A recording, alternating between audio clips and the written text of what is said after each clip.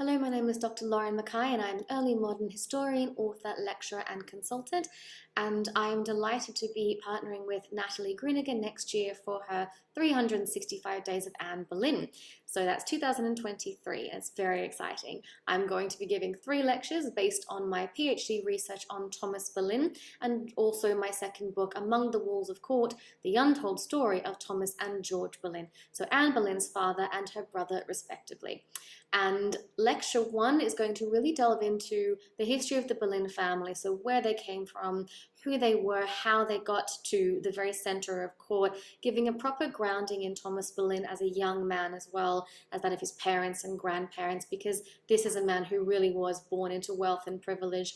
And it's a very important part of his life as well to understand just how far he rose on his own merit, not just that of his daughters Anne.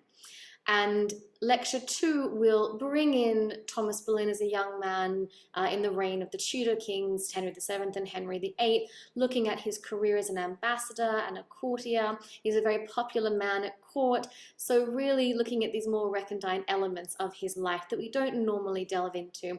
But also we're going to look at George Boleyn as well, this young man who is on the rise himself. He wants to walk in his father's footsteps, so we're going to look a little bit at this father and son dynamic, as well as George Boleyn's relationship with his sister Anne.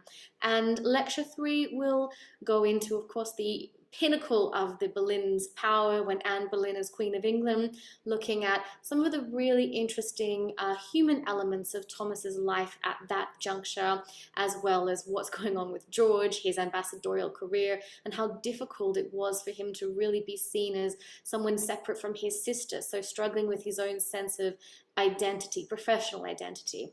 And of course we have to look at Anne's downfall and that of her families, and going into the aftermath of the Boleyn story, because it doesn't end on the scaffold with Anne and George.